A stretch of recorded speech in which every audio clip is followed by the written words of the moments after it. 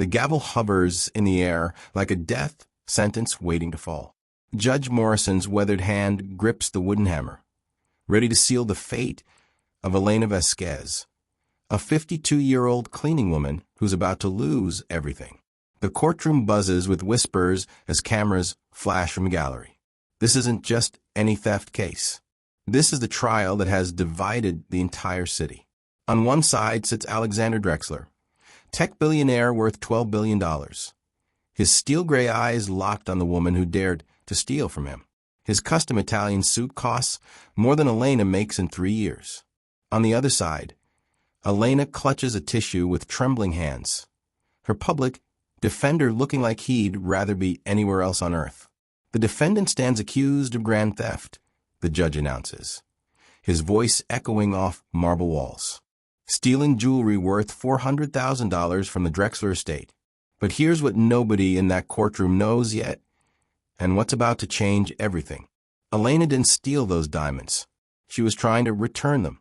The prosecution has painted her as a desperate woman who betrayed the family that trusted her for 15 years. They say she took advantage of Drexler's hospitality, that she waited for the perfect moment to grab what wasn't hers. The evidence seems overwhelming. Security footage shows her leaving the mansion with the jewelry box. Her fingerprints are all over it. Alexander leans back in his chair with the satisfaction of a man who always wins. He's already calculating the media attention this conviction will bring him. The wronged billionaire, the faithful employer betrayed by greedy help. Elena's daughter Rosa sits behind her mother, tears streaming down her face. At 17, she's watching her family crumble in real time. Their apartment lease expires next week. Rosa's college fund, gone to legal fees. Has the jury reached a verdict? Judge Morrison asks. The foreman stands. The room falls silent except for the sound of Elena's quiet sobbing. That's when it happens. The courtroom doors burst open with a bang that makes everyone spin around. 2 figures appear in the doorway. Identical twin girls, maybe 8 years old, their blonde hair catching the fluorescent light. They're wearing matching blue dresses that scream expensive, and their faces are flushed from running. Alexander Drexel's daughters have just arrived, and they're carrying something that's about to flip this entire trial upside down. 3 months earlier, the Drexler mansion stood like a monument to loneliness. 47 rooms spread across 23 acres of manicure perfection. Yet the place felt more like a beautiful tomb than a home. Alexander Drexler had bought it after his wife's funeral, not because he loved it, but because owning the most expensive house in the state made a statement. Everything Alexander did made a statement. The tech mogul built his empire on one simple principle: trust no one completely, control everything absolutely. At 45, he commanded a workforce of 30,000 employees across 6 continents. His algorithms tracked the spending habits of 500 million people. His face graced magazine covers with headlines like the Ice King of Silicon Valley, and how Alexander Drexler sees everything. But there was one thing his surveillance empire couldn't monitor: the growing distance between him and his 8-year-old twin daughters, Sophia and Isabella. The girls moved through the mansion's endless hallways like ghosts, their footsteps muffled by Persian rugs that cost more than most people's houses. Their voices echoed in rooms designed for parties that never happened, conversations that never came. Alexander had hired the best nannies money could buy, enrolled them in the most elite private school, filled their rooms with every toy and gadget imaginable. What he hadn't given them was himself. Most mornings he left for the office before dawn and returned after their bedtime. When business required his presence at home, he retreated to his study, a fortress of screens and servers where deals worth millions happened with the click of a mouse. The girls would sometimes press their faces against the frosted glass door, hoping to catch a glimpse of the father, who seemed more comfortable talking to computers than to them. That's where Elena Vasquez came in. She'd been cleaning the Drexler mansion since the twins were born, watching them take their first steps on marble floors that reflected her own weathered face. Elena saw what Alexander missed, or chose to ignore: Sophia's habit of talking to her reflection when she felt scared. Isabella's secret collection of drawings depicting their family with an empty space where their father should be. While Alexander conquered digital worlds from his study, Elena became the warm presence the mansion desperately needed. She braided the girl's hair for school photos he forgot to attend. She kissed scraped knees after bicycle accidents he never witnessed. She listened to their dreams about becoming astronauts and artists while their father calculated quarterly projections. The irony wasn't lost on Elena. A woman who cleaned floors for $12 an hour was raising children whose trust funds could feed small nations. But she didn't clean that house for the money anymore. She stayed because Sophia and Isabella needed someone who saw them as more than accessories to their father's empire. Little did she know that her devotion to those girls would soon make her the target of Alexander's coldest revenge. The mansion security cameras captured everything except the one thing that mattered most: how broken hearts sound when they finally shatter. But Elena Vasquez wasn't a real name. Born Thandika Mthembu in a township outside Johannesburg, she'd learned survival before she learned to read. Her childhood was measured not in birthday parties or Christmas mornings, but in days when there was enough food and nights when the electricity stayed on. Her mother cleaned offices in the city center, riding packed trains for 2 hours each way to scrub floors for people who never saw her face.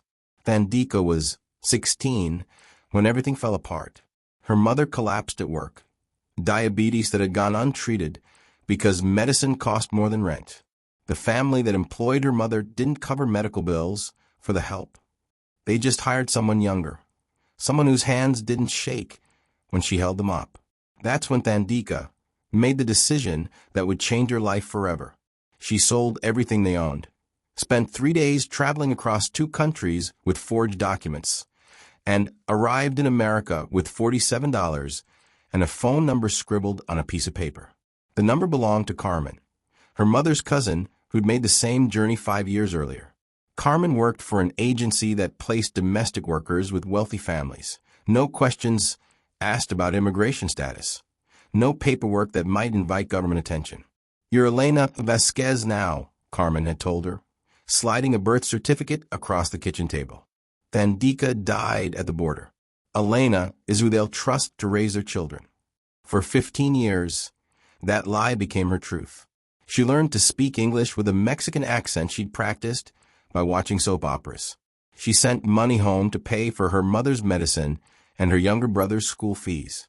She worked 7 days a week, 12 hours a day, building a life from the shadows while cleaning the houses of people who lived in the spotlight. The Drexler job was supposed to be temporary, 6 months while the previous housekeeper recovered from surgery. But then the twins were born and everything changed. Alexander's wife, Victoria, was battling postpartum depression so severe she couldn't hold her own babies without having panic attacks. Alexander threw himself deeper into his work, treating his family crisis like a business problem that could be solved with the right software. That left 2 helpless infants, with a mother who couldn't stop crying and a father who couldn't stop working. Thandika stepped in because someone had to. She fed them bottles at 3 a.m. when Victoria was too sedated to wake up. She changed diapers and sang South African lullabies that made the babies stop crying. She held them when they took their first breaths after nightmares, when they scraped their knees learning to walk, when they needed someone to tell them they were loved. The twins became the daughters she'd never been able to have. When Victoria died in a car accident 3 years later, some whispered it wasn't entirely accidental. Thandika became the only mother Sophia and Isabella had ever really known. She taught them to braid friendship bracelets with the same hands that scrubbed their marble floors. She helped them with homework at the same kitchen table where she ate her solitary dinners. She tucked them in every night with stories about brave princesses who saved kingdoms, never mentioning that she understood what it meant to be invisible. But there was something else Thandika understood about being invisible. She saw things others missed, like the way Alexander's eyes would narrow when he looked at his daughters, as if their existence reminded him of a failure he couldn't code away, like the envelopes of cash he kept in his safe for emergencies that never seemed to be emergencies at all, like the phone calls he took behind closed doors, conversations that ended with numbers that could buy silence. She saw how power worked in this house, and she was about to discover how quickly it could turn against her. The first sign something was wrong came on a Tuesday morning in February. Sophia collapsed during breakfast, her face going white as paper before she hit the kitchen floor. Thandika caught her before her head struck the marble, feeling how light the 8-year-old had become, like holding a bird with hollow bones. "Just tired," Alexander said when Thandika called his office. "Kids get tired. Give her vitamins." But Thandika had raised children before, had seen every kind of childhood illness in the townships where medicine was a luxury. This wasn't tired. This was something eating these girls from the inside out. Isabella started showing symptoms a week later. The same pale complexion, the same exhaustion that made climbing stairs feel like mountaineering. Both twins would fall asleep at their desks during remote learning, their energy draining away like someone had pulled a plug. Thandika begged Alexander to take them to doctors. Real doctors, not the concierge physician who made house calls and asked no uncomfortable questions. The girls needed blood tests, specialists, answers to questions that couldn't be Googled away. "They're fine," Alexander insisted. But his voice carried a tension that made Thandika's stomach clench. "Just growing pains. Handle it. Handle it." As if love could cure whatever was stealing the light from these children's eyes. So Thandika handled it the only way she knew how. She moved her bedroom closer to theirs, checking on them every 2 hours through the night. She researched symptoms on her phone, translating medical websites from English to Zulu and back again, searching for clues in the language of her grandmother's healing songs. She cooked traditional remedies, bone broths, and herbal teas, anything that might put strength back into bodies that seemed determined to fade away. The twins began spending more time in her small quarters than in their palatial bedrooms. They'd curl up on her narrow bed, one on each side, whispering fears they couldn't share with anyone else. "Are we dying, Mama Thandika?" Isabella asked one night, using the name they'd given her in secret. "No, little bird," Thandika whispered back, stroking hair that felt thinner each day. "You're not dying. Mama won't let that happen." But she was lying, and they all knew it. Whatever was happening to Sophia and Isabella, it was getting worse. And Alexander's refusal to seek help wasn't about money or privacy or any rational explanation. It was about something darker, something that made a billionaire more afraid of doctors than of watching his daughters disappear. The stolen moments happened in between the official schedule of their lives, while Alexander conducted video conferences that connected him to Beijing and Berlin. His daughters would slip away to Thandika's small room behind the kitchen. They'd built a secret world there, a place where being sick didn't mean being alone, where someone noticed when their appetites disappeared or when nightmares made them afraid to sleep. Thandika taught them card games her grandmother had played during the long South African winters. She braided tiny dolls from kitchen twine, giving each doll a story about villages where children were treasured and fathers didn't hide behind computer screens. She sang to them in Zulu, her voice carrying melodies that spoke of rain and healing and mothers who would fight lions to protect their cubs. "Tell us about the place you came from," Sophia would whisper, too weak to speak at normal volume. So Thandika would describe the red earth and endless skies, the sound of her mother's laughter echoing across hills, where ancestors watched over every child like guardian angels. She described communities where everyone's children belonged to everyone, where being poor meant sharing what little you had, not pretending abundance existed where it didn't. The twins began drawing pictures of this imaginary homeland, stick figures of families holding hands under massive African suns, animals dancing in circles around children who looked healthy and happy. They'd hide these drawings in Thandika's room, away from their father's disapproving gaze. "When we get better," Isabella said one afternoon, "can we go there with you?" Thandika's heart broke a little more each time they said, "when we get better," instead of "if." These children still believed in futures their bodies might not let them see. Stories like this are silenced every day because the powerful control the narrative. Don't let their version be the only one the world hears. Subscribe now so you never miss the truths that others want hidden. In those quiet moments, curled up together like survivors of the same storm, they became what Alexander's money could never buy, a real family. But real families don't stay safe when billionaires decide they become inconvenient. The jewelry went missing on a Thursday that started like any other day and ended with everything falling apart. Thandika discovered the empty safe while cleaning Alexander's study, the same way she discovered most of the family secrets, by being invisible enough that people forgot she had eyes. The heavy metal door hung open like a mouth frozen in shock. Inside, the velvet-lined shelves that usually held Victoria's collection sat completely bare. $400,000 worth of diamonds, emeralds, and sapphires gone. The pieces weren't just expensive. They were irreplaceable. Victoria's engagement ring, a 12-carat diamond that had belonged to Alexander's grandmother. Antique earrings from a Paris auction house. A necklace that had once been worn by Russian royalty. Each piece carried stories that money couldn't recreate. Alexander's reaction was swift and surgical. Within 2 hours, security cameras were being reviewed frame by frame. Within 4 hours, every employee who'd entered the house that week was being interrogated by private investigators who looked like they'd learned their questioning techniques from people who didn't worry about constitutional rights.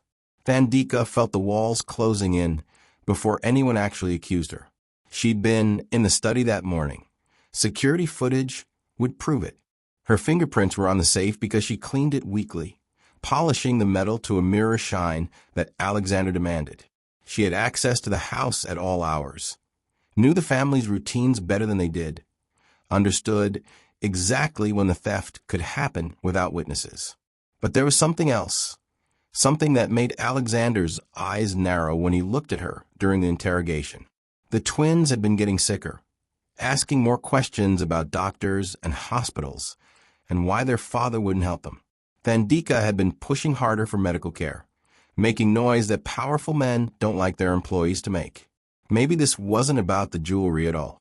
Maybe this was about silencing the only person who knew too much about what was really happening to Sophia and Isabella. Maybe this was about removing the witness who'd been watching a billionaire slowly kill his own children through calculated neglect. The theft was just the excuse Alexander needed to destroy the woman who'd become inconveniently concerned about his daughters' lives.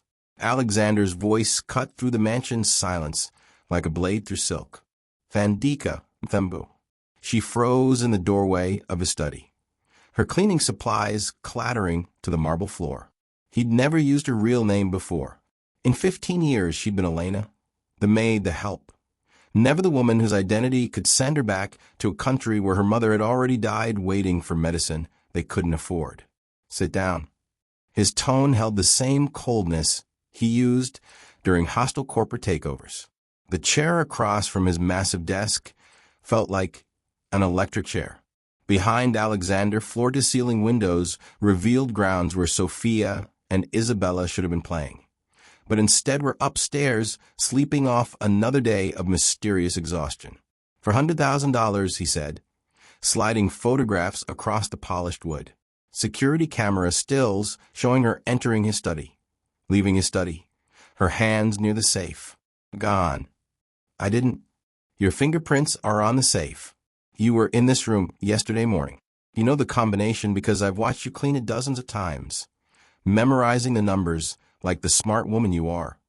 Each accusation landed like a physical blow. Thandika's hands trembled as she stared at the photographs that made her look guilty from every angle. I clean that safe every week, she whispered. Of course my fingerprints are there.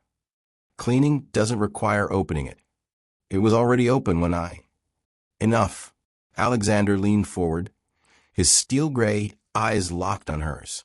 Here's what's going to happen. You're going to confess. You're going to return the jewelry. And then you're going to disappear from our lives forever. The room spun around her. 15 years of devotion, of raising his children, of being the mother they'd never known, erased in the time it takes to tell a lie. I didn't take anything, she said, her voice gaining strength. And I won't leave Sophia and Isabella. They need. My daughters are none of your concern anymore. They're sick, Alexander. really sick, and you won't get them help because you're afraid doctors will ask questions you don't want to answer. Something dangerous flickered in his eyes. Careful, Elena, or Thandika, or whoever you're pretending to be today. I know you put something in their food. I've seen the pills you crush up, the powder you mix into their breakfast. You're poisoning your own children. The words hung in the air like smoke from a gun. Alexander's smile was the most terrifying thing she'd ever seen. Colder than Arctic wind, sharper than surgical steel. Prove it, he said. 20 minutes later, police officers were escorting her from the only home she'd known in America, past windows where two little faces watched their mama being taken away. The handcuffs bit into her wrists, but not as deeply as the sound of Sophia and Isabella crying for her as the patrol car pulled away. Alexander stood in his doorway, still wearing that terrible smile, holding a phone that had probably been recording their entire conversation. He'd planned this perfectly. The county jail smelled like disinfectant and broken dreams. Thandika's cell was 6 feet by 8 feet of concrete and desperation. A metal toilet, a thin mattress that had been slept on by hundreds of women whose stories nobody cared to hear. Fluorescent lights that never turned off, creating a permanent artificial day that made time meaningless. She'd been inside for 72 hours, and nobody had come to see her. No family. They were an ocean away and had no idea Elena Vasquez existed. No friends. When you work 7 days a week raising someone else's children, friendship becomes a luxury you can't afford. No lawyer. Public defenders were assigned based on availability, and apparently her case wasn't urgent enough to warrant immediate attention. The other inmates whispered about her case. The rich white billionaire and his African maid. The missing jewels, worth more than most of them would see in a lifetime. The security footage that made her look guilty as sin. You really steal from that tech guy? Asked Keisha, her cellmate, a 23-year-old arrested for check fraud who had 3 kids she couldn't afford to raise. No, Thandika said for the 100th time. Then why are you here? Because I know too much. Because I ask too many questions. Because I love his daughters more than he does. But she couldn't say any of that without sounding crazy. Who would believe that a billionaire was slowly poisoning his own children? Who would trust the word of an undocumented immigrant over one of the most powerful men in America? The worst part wasn't the jail food or the lack of privacy or the constant fear of what would happen if immigration found out about her false identity. The worst part was wondering what was happening to Sophia and Isabella. Were they asking where she was? Were they too weak to ask? Had Alexander hired another nanny? Someone who wouldn't notice the pills he crushed into their morning juice? Someone who wouldn't care enough to fight for their lives? At night, when the jail quieted to snores and occasional sobs, Thandika would whisper Zulu prayers to ancestors who felt impossibly far away. She'd sing the lullabies she'd taught the twins, her voice barely audible through concrete walls that had heard too many desperate songs to count. Please, she'd whisper to whatever gods were listening, keep them safe until I can get back to them. But even she was starting to doubt if that day would ever come. The system wasn't designed to save women like her. It was designed to crush them quietly, efficiently, while men like Alexander Drexler went back to their mansions and their perfectly ordered lives where uncomfortable truths got buried along with the people who dared to speak them. The media circus began before Thandika ever saw the inside of a courtroom. Billionaires made Steele's fortune in jewels, screamed the front page of the Herald Tribune. The photo they used showed her being led away in handcuffs, her face twisted in anguish, her uniform wrinkled from the struggle. She looked exactly like what they wanted her to look like. Guilty, desperate, foreign. Channel 7 ran the story during prime time with graphics that made it look like a true crime special. Inside the Mind of a Master Thief, they called it, complete with computer-generated reenactments that showed a woman who looked like Thandika sneaking through hallways and cracking safes like some kind of jewel heist mastermind. The narrative was simple and perfect. Poor immigrant betrays wealthy family's trust. American dream turns into American nightmare. Rich man wronged by ungrateful employee. Nobody mentioned that she'd raised his children for 15 years. Nobody mentioned that those children were mysteriously ill. Nobody mentioned that Alexander Drexler had refused multiple requests for interviews, hiding behind a wall of publicists and corporate lawyers who specialized in making inconvenient stories disappear. Social media was even worse. She's been casing that house for years, wrote at Truthseeker 2024, probably sending money back to terrorists overseas. Another reason we need stronger immigration laws, posted at Patriot Mom with a gif of a flag waving. They come here and steal from the people who help them. Look at her face in that mugshot, commented at Real American Justice. Stone cold killer. Hope she rots in prison. The comment section became a breeding ground for every stereotype and prejudice that Thandika had spent 15 years trying to overcome through hard work and invisible service. She became a symbol of everything people feared about immigration, about trust, about the dangerous idea that poor people might be anything other than grateful for whatever scraps the wealthy chose to throw them. Alexander's PR team was masterful in their manipulation. They leaked just enough details to keep the story alive.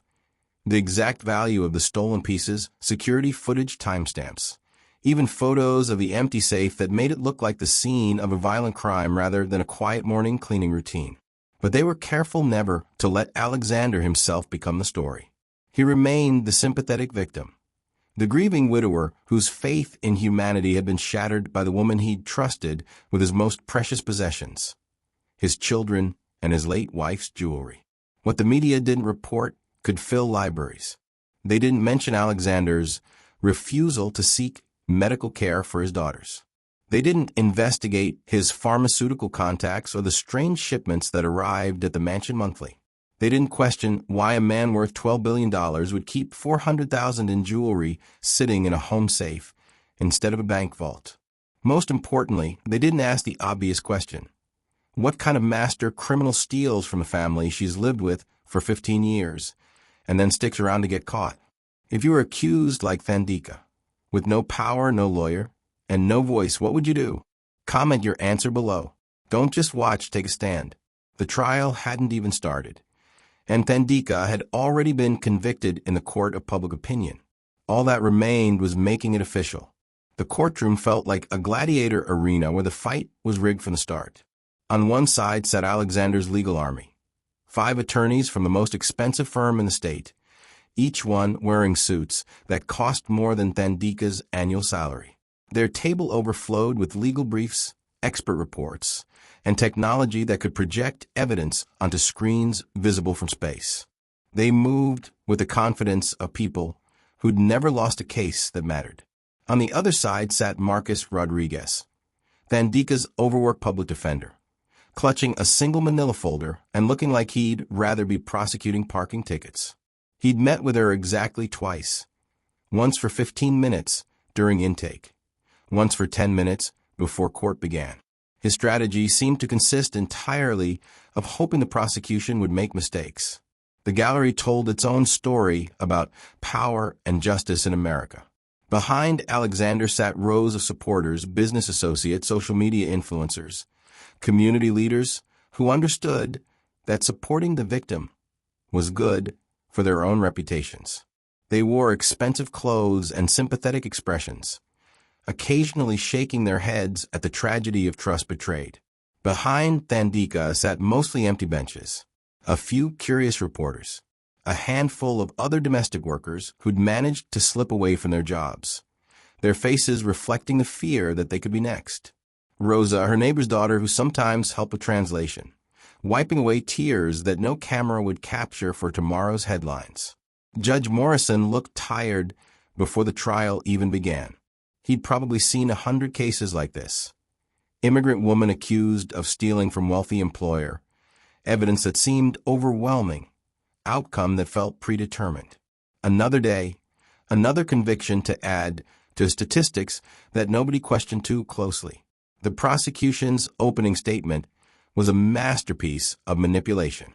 "Ladies and gentlemen of the jury," announced District Attorney Patricia Wells, her voice carrying the authority of someone who'd built a career on putting poor people in prison. "This is a simple case about trust betrayed and greed rewarded. The defendant, Thandika Mthembu, who has been living under a false identity for 15 years, had access to the victim's home, his safe, and his family's most precious possessions. She clicked a remote, and the courtroom screens filled with security footage showing Thandika entering Alexander's study. She repaid the Drexler family's kindness by stealing jewelry worth $400,000. Jewelry that belonged to Mr. Drexler's deceased wife. Jewelry that represented not just monetary value, but irreplaceable memories of a love story cut tragically short. The jury was already nodding along, 12 faces that had decided her guilt before hearing her defense. When it was Marcus Rodriguez's turn to speak, his voice barely carried to the back rows. "My client maintains her innocence," he said simply, as if that meant anything in a system designed to crush women like Thandika. The trial had begun, but the verdict felt like it had been written long before the first witness took a stand. For 3 days, the prosecution built their case like architects constructing a prison.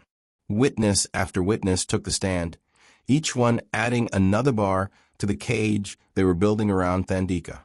Security guards testified about her access to the house.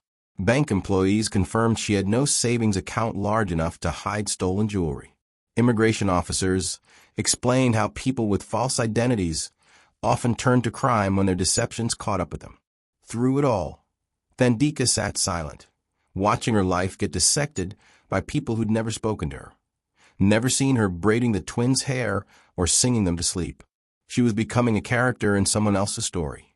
The ungrateful thief, the dangerous immigrant, the woman who bit the hand that fed her.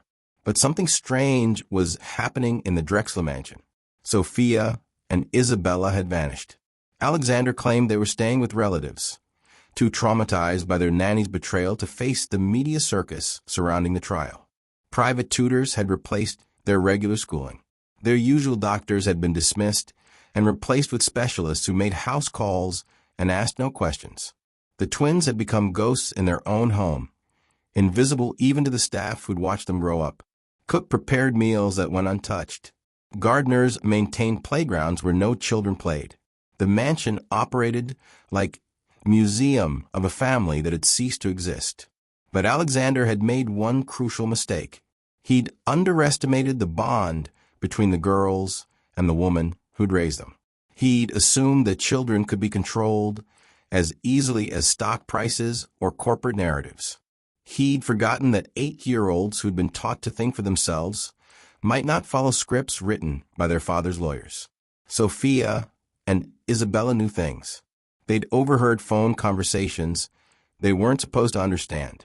They'd seen pill bottles with labels that didn't match what their father told them they were taking.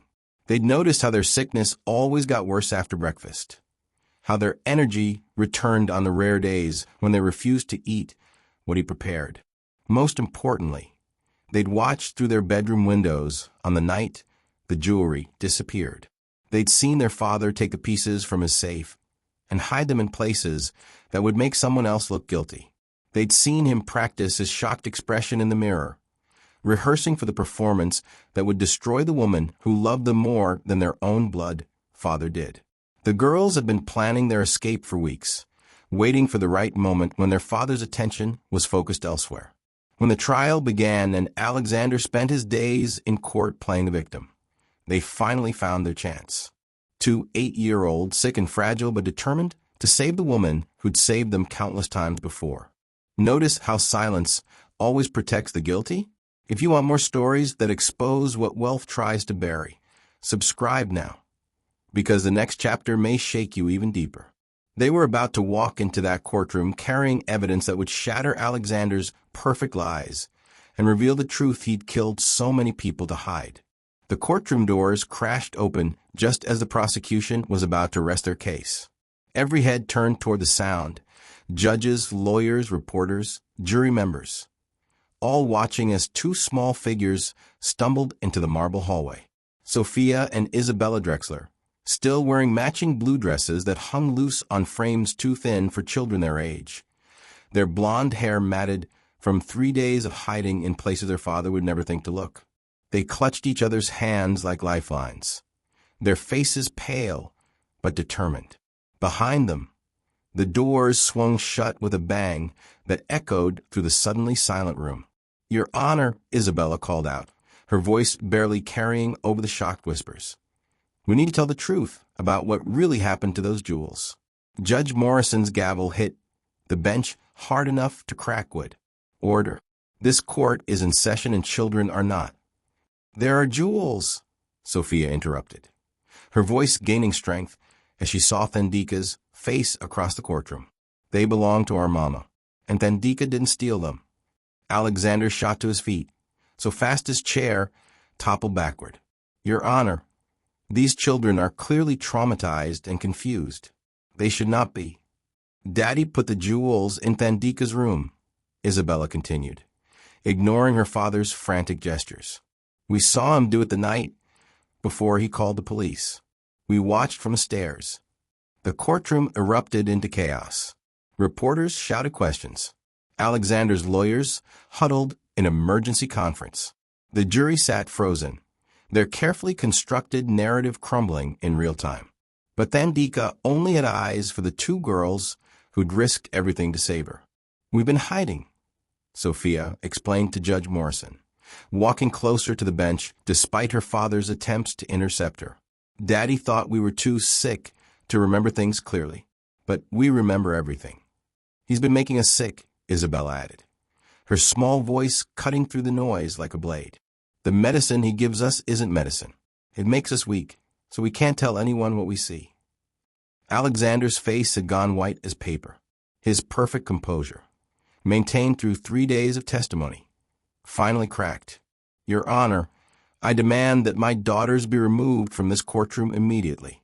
They're clearly suffering from—" "From what, Daddy?" Sophia asked, turning to face the man who'd spent 8 years slowly poisoning them. "From telling the truth you didn't want anyone to hear." Judge Morrison looked like he'd aged 10 years in 10 minutes. In 30 years on the bench, he'd never seen anything like this. Children testifying against their own father in open court, their words carrying the weight of years of hidden abuse. "Bailiff," he said quietly, "please escort these children to my chambers immediately, and someone get Child Protective Services on the phone. This trial is recessed until we can determine exactly what's been happening in that house." As the twins walked past their father, Isabella stopped and looked up at him with eyes that held no love, only disappointment. "We trusted you to take care of us," she whispered, "but you hurt us instead." In the judge's chambers, surrounded by legal books and family photos, Sophia and Isabella opened a small backpack they'd been clutching like treasure. Inside were documents that would reshape everything anyone thought they knew about Alexander Drexler. "We found these in Daddy's special safe," Sophia explained to the child psychologist who'd been called in to assess their mental state. "The one behind the painting in his office. He didn't know we knew the combination." The first letter was written in Victoria Drexler's handwriting, dated just 3 weeks before her death. "Alexander has become someone I don't recognize. The pills he gives me make everything foggy, but I'm starting to remember things, conversations about life insurance policies, about how much easier it would be if I just disappeared. I think he's trying to kill me. I've hidden copies of everything in places he'll never find. If something happens to me, please know that I never stopped fighting to protect my daughters. Victoria." The letter was addressed to her sister in Colorado, but it had never been sent. Dr. Martinez, the child psychologist, felt her hands trembling as she read. "Girls, where did your mother hide these copies?" "In our playhouse," Isabella said. "The one in the garden that Daddy never goes to because he says it's silly. Mama made us promise to keep the hiding place secret until we were old enough to understand." "We understand now," Sophia added quietly. The second document was even more damaging. A printed email exchange between Alexander and someone identified only as Dr. K about acquiring pharmaceutical-grade compounds that could mimic childhood illnesses. "Alexander, need something that creates weakness fatigue, but doesn't show up on standard blood tests. Children are asking too many questions about doctors. Dr. K, attached compounds will produce desired symptoms. Small doses over time. Untraceable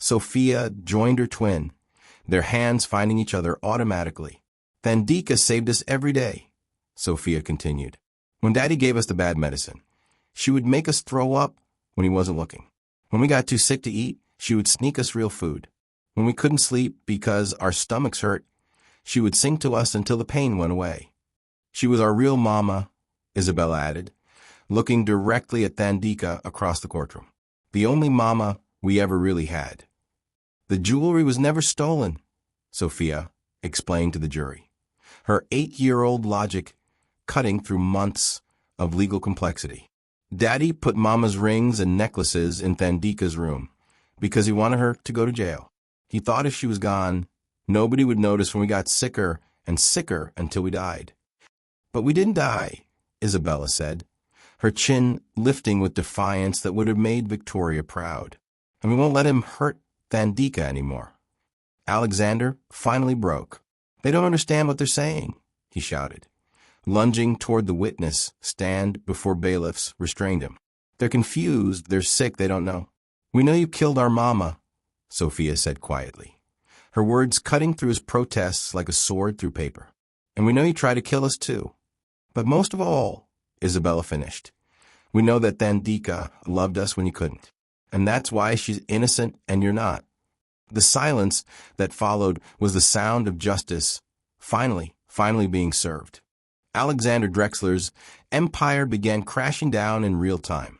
Within minutes of the twins' testimony, his phone buzzed with calls from board members demanding emergency meetings. Stock prices plummeted as news outlets picked up the story faster than wildfire spreads through drought-stricken forests. #Drexler scandal started trending globally before court had even recessed for the day. But it was the personal destruction that hit him hardest. You ungrateful little, he snarled at his daughters as bailiffs prepared to escort him to a holding cell. The mask of the grieving father finally slipped completely, revealing the monster that had been hiding underneath designer suits and charitable donations. You had everything. His voice echoed off courtroom walls that had heard confessions from murderers and thieves, but rarely from someone who'd betrayed innocence so completely. Private schools, tutors, clothes, food. A mansion most people only dream about. Isabella stepped closer to him instead of backing away, her 8-year-old frame somehow more imposing than his 6'2" presence. We didn't want things, Daddy. We wanted you to love us.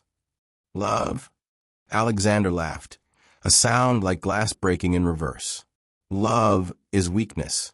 Love is what killed your mother when she started asking too many questions. Love is what made that African woman think she could interfere with my plans.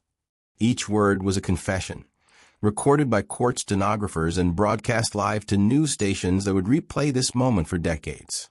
Alexander Drexler, tech genius and billionaire philanthropist, revealing himself as a man who saw his own children as obstacles to overcome rather than lives to protect. 16 years, he continued, his fury making him forget where he was and who was listening. 16 years, I've been planning this. Your mother's life insurance, your trust funds, the perfectly timed accidents that would have made me the sympathetic widower with nothing left to lose. And you too, he pointed at the twins with shaking hands. You ruined it all for some cleaning woman who doesn't even belong in this country. Judge Morrison had heard enough. Bailiff, remove Mr. Drexler immediately, and make sure those comments are included in the official transcript. As they led him away in handcuffs, Alexander's last words carried the promise of a man who still believed money could buy anything, even revenge. This isn't over, he called back to the courtroom, his eyes locked on Thandika. I have resources you can't imagine, friends and places you'll never reach. You think hiding behind those children will protect you forever. The heavy doors slammed shut behind him, but his threats lingered in the air like smoke from a fire that wasn't quite extinguished. Power doesn't disappear overnight, even when it's exposed. And men like Alexander Drexler don't go quietly into cages, no matter how gilded their former lives had been. The courtroom sat in stunned silence as Alexander's words echoed off marble walls. 16 years of planning. Insurance money from Victoria's death. Trust funds that required living children to access. The revelation hit like a physical blow to everyone who believed the story of the grateful billionaire betrayed by ungrateful help. Judge Morrison's face had gone ashen as the full scope of the conspiracy became clear. This wasn't just about stolen jewelry or immigration fraud or even child abuse. This was about a man who'd murdered his wife, slowly poisoned his children, and destroyed an innocent woman's life. All for money he didn't even need. Ladies and gentlemen of the jury, the judge said, his voice carrying 30 years of legal authority, you have just witnessed a confession to multiple felonies, including premeditated murder, attempted murder of minors, and conspiracy to commit fraud. The charges against Ms. Mthembu are hereby dismissed with prejudice. This court finds no evidence whatsoever that she committed any crime other than loving children who desperately needed someone to care about them. The gallery erupted into chaos. Reporters shouted questions over each other. Spectators who'd come expecting to watch a simple theft trial found themselves witnesses to one of the most shocking criminal confessions in state history.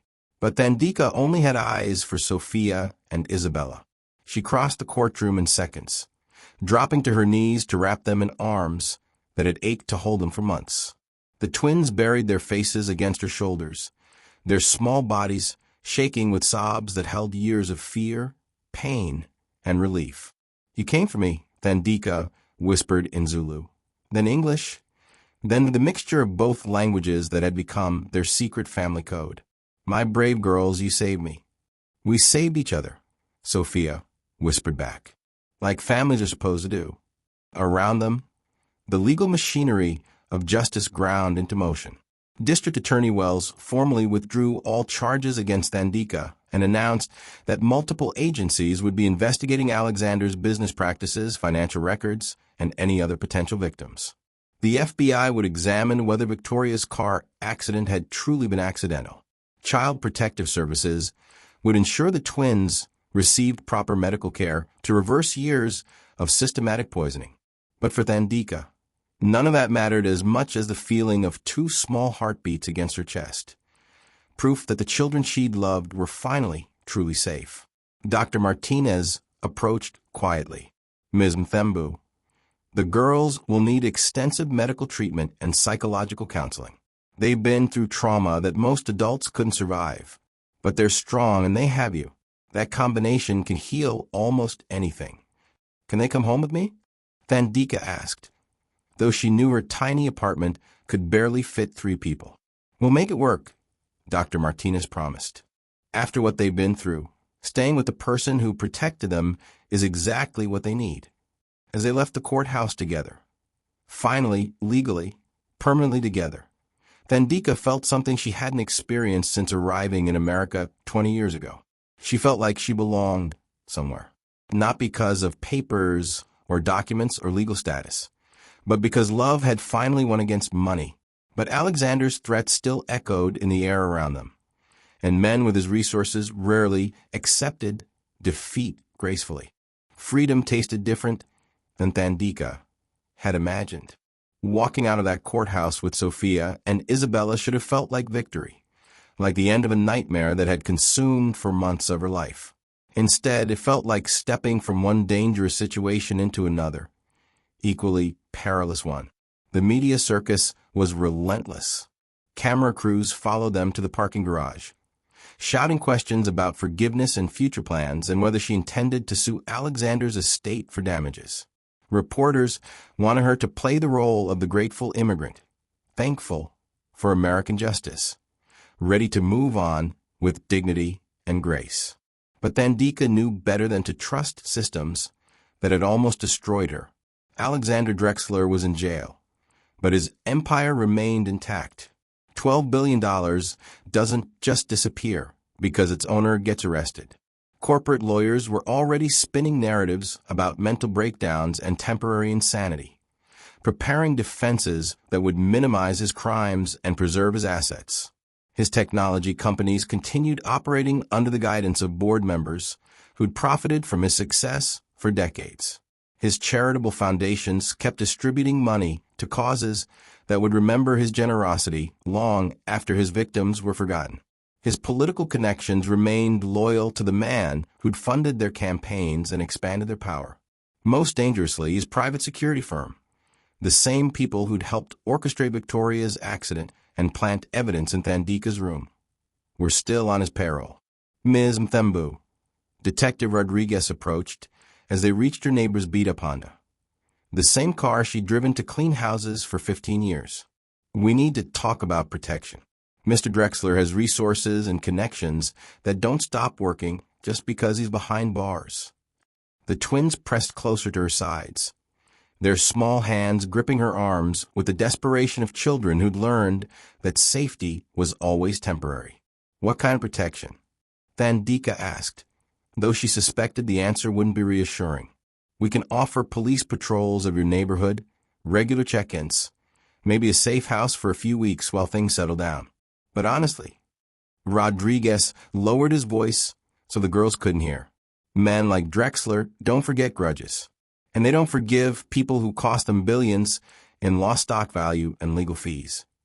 That night in Thandika's tiny one-bedroom apartment, where they'd fashioned makeshift beds from couch cushions and borrowed blankets, she lay awake listening to every creak and footstep in the building. The twins slept fitfully beside her, their bodies still recovering from months of systematic poisoning, their dreams haunted by years of psychological abuse.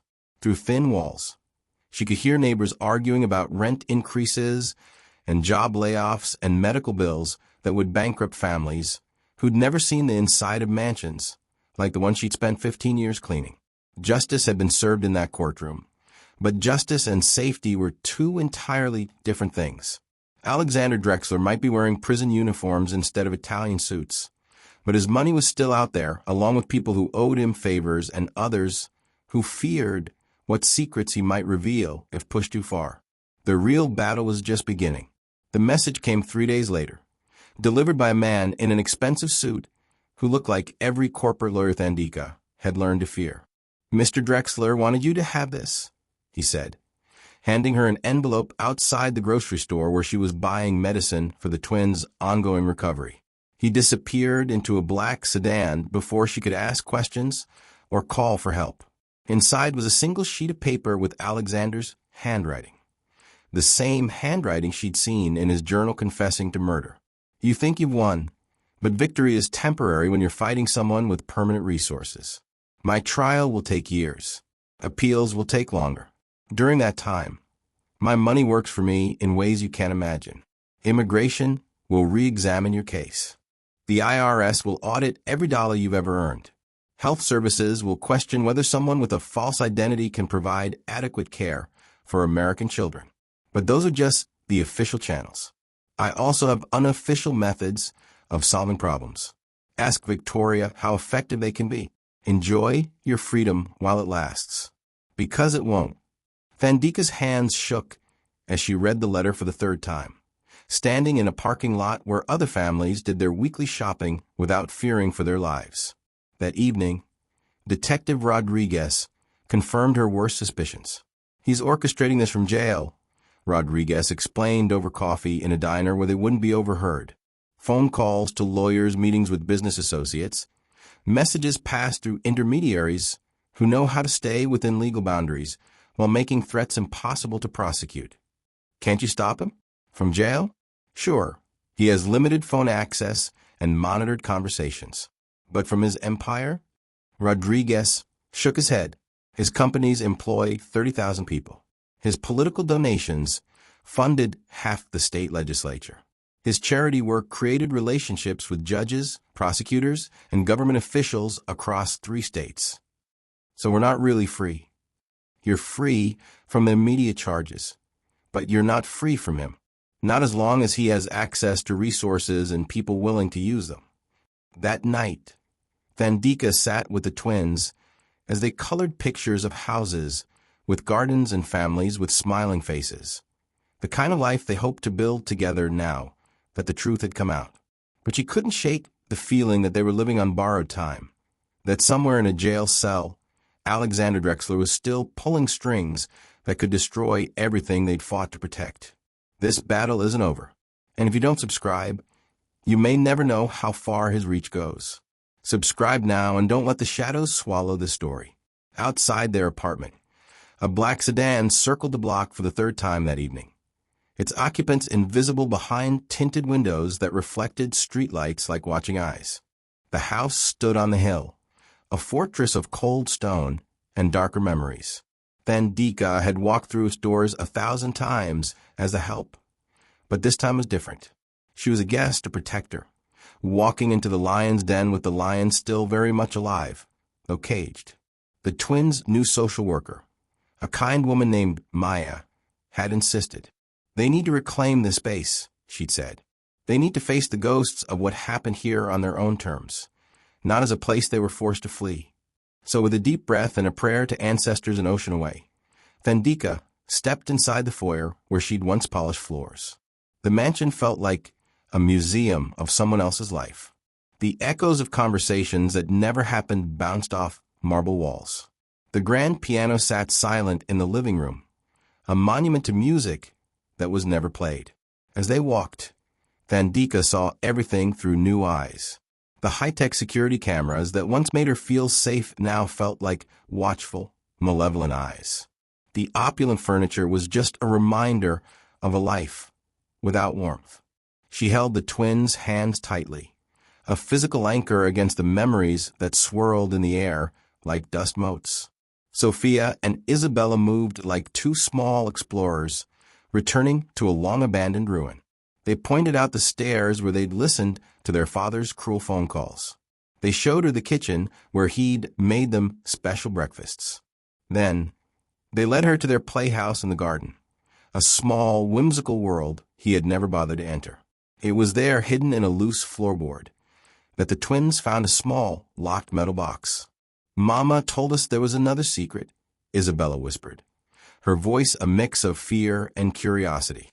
The box was a symbol of Victoria's enduring fight, a final gift to her daughters from a mother who had planned for a future she knew she wouldn't see.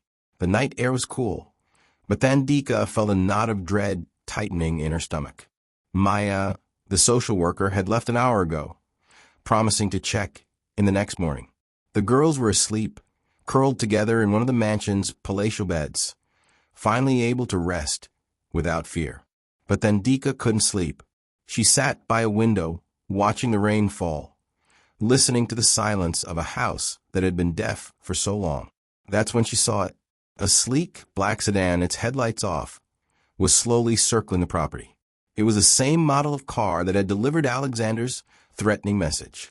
Her heart hammered against her ribs. She was alone in a house miles from town, in a place only she, the girls, and their enemies knew was occupied. She had no phone, no way to call for help. The nearest police station was too far away. The car made another pass, slower this time. She moved away from the window, her mind racing. Should she try to wake the girls and run? Where would they go in the middle of the night? Or should she stay and fight? This was the home the girls needed to reclaim, the place where they could finally be safe. But how could she protect them in a fortress built by their enemy? The car stopped at the end of the driveway, its engine a low purr. Two figures stepped out, dressed in black, their faces hidden by the dark. They moved with a chilling efficiency, like professionals who knew exactly what they were doing and where they were going. One of them pointed at the house. Thandika knew that justice had failed her. It had put Alexander behind bars, but it had left her and the girls exposed to the shadows he had created. What do you think will happen next? Should Thandika run or keep fighting? Drop your answer in the comments. Your voice matters more than you know. The knock came just after midnight. Thandika froze, her heart a frantic drum against her ribs. She was alone with the sleeping girls, armed with nothing but the truth and a fierce resolve. The car had left an hour ago, but the memory of it lingered in the silent house, a fresh stain on a place still haunted by old evil. She crept down the long, cold hallway toward the front door, every footstep on the marble floors a betrayal of her presence. The knock came again, louder this time. She peered through the peephole, her breath of fog on the cold glass. Two figures stood on the porch, one holding a package, the other a long, black bag. They weren't the men from the car. They wore uniforms with an unfamiliar crest. Private security? Corporate spies? Or worse? She backed away from the door, her mind screaming. The security system was down, disconnected by Alexander's cronies after his arrest. The landline had been cut. She was trapped. She raced upstairs and gently shook Sophia and Isabella awake. Their eyes, heavy with sleep, were filled with a fear she knew all too well. "We have to hide," she whispered, pulling them close. Now, they scrambled out of bed and followed her to the hidden crawl space in the back of a large linen closet. It was a dusty, cramped space, but it was safe, or at least it had been when Victoria had shown it to her years ago. From the crawl space, they listened as the front door was forced open with a groan of metal and wood. Heavy footsteps echoed through the house, growing louder as the intruders searched each room. Vandika held the girls tightly, her hand over their mouths to stifle their trembling whimpers. They heard glass shatter, drawers being ripped open, and the sound of something large and heavy being dragged across the floor. It was a search, not a rescue. Suddenly, the footsteps stopped. The silence that followed was more terrifying than the noise. The footsteps returned, faster now, directly to the linen closet. Vandika braced for the worst. The door was thrown open. A flashlight beam cut through the darkness, illuminating the space directly in front of their hiding spot. But the light passed right by the crawl space door, which was disguised to look like a solid wall. The men must have been looking for the small lockbox the girls had found earlier. They didn't find it. The footsteps retreated, and a few minutes later, the front door slammed shut. After an hour of tense silence, Vandika finally emerged, her body stiff with fear and relief. The house was a mess, but nothing was gone. Nothing except the box. As she searched for the box, her eyes fell on the grand piano in the living room. The lid was open. Inside, tucked beneath the ivory keys, was a single folded note. It was a chilling clue left by the intruders. The note was simple but terrifying. "Tell Vandika," it read in a chilling scrawl. "Some truths never stay buried." Vandika's mind reeled. They were looking for something more than the box, something that wasn't meant to be found, a secret that would put her and the girls in more danger than the jewels ever could. She clutched the note to her chest, her heart a cold knot in the silence of the abandoned mansion. Alexander's empire was still working, still hunting for the truth he had tried so hard to bury. And now Vandika and the girls were caught in a dangerous game of hide and seek with no rules and no end in sight.